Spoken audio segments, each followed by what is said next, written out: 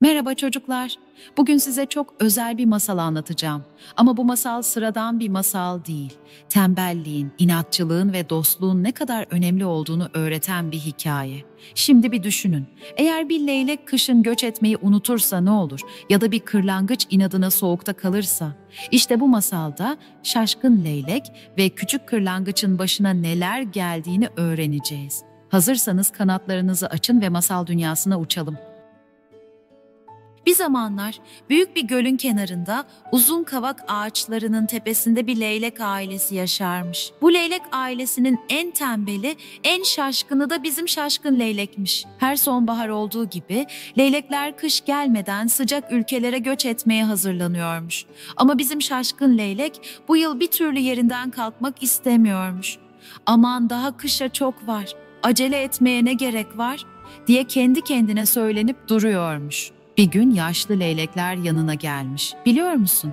Yaşlı leylekler hep çok bilgi olur. Onlar şaşkın leyleğe nasihat etmişler. Bak evladım, burada kalırsan soğuktan donarsın. Hadi bizimle birlikte göç et. Gençliğine yazık etme. Ama şaşkın leylek onları dinlememiş. Yuvada keyfine bakmaya devam etmiş. Havalar biraz daha soğusun, o zaman giderim demiş kendi kendine. Günler geçmiş, havalar soğumuş da soğumuş. Ama bizim şaşkın leylek hala yuvada oturuyormuş.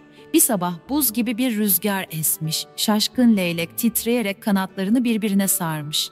"Amma da soğuk oldu" diye mırıldanmış. Tam o sırada bir küçük bir kuşun sesini duymuş. Şaşkın leylek başını yuvasından uzatmış, bakmış ki ne görsün? Küçücük bir kırlangıç ağaç dallarının arasında dolanıp duruyor.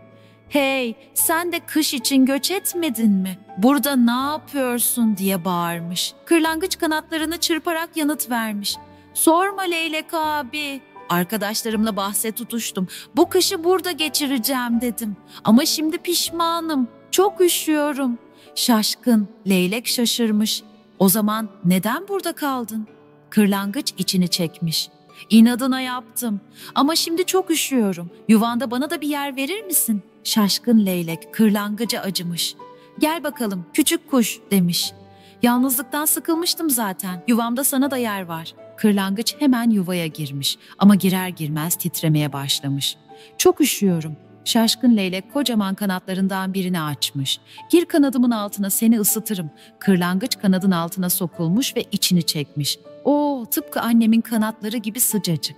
Ama dışarıda rüzgar daha da kuvvetlenmiş. Ağaçlar sallanıyor, dallar çıtır çıtır kırılıyormuş. Şaşkın leylek kırlangıca dönüp, "Böyle giderse burada barınamayız. Kar yağarsa ikimiz de donarız."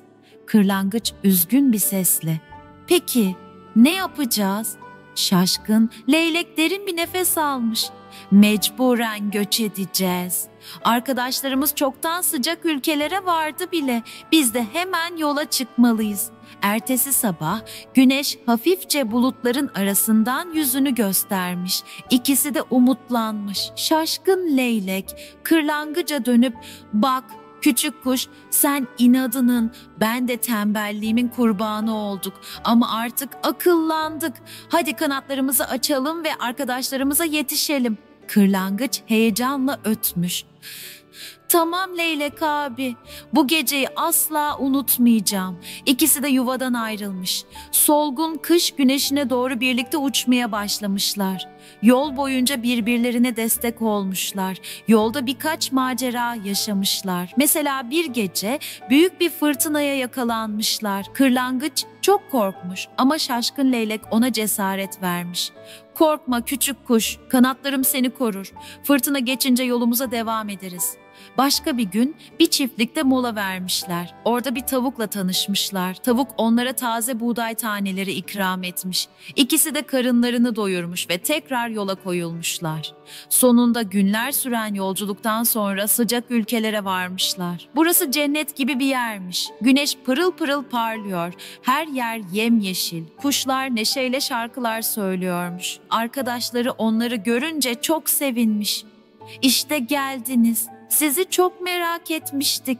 Şaşkın leylek ve küçük kırlangıç o günden sonra bir daha asla tembellik ve inatçılık yapmamaya söz vermişler. Çünkü anlamışlar ki doğru zamanda doğru kararlar almak çok önemliymiş ve böylece sıcak ülkede mutlu mesut yaşamışlar.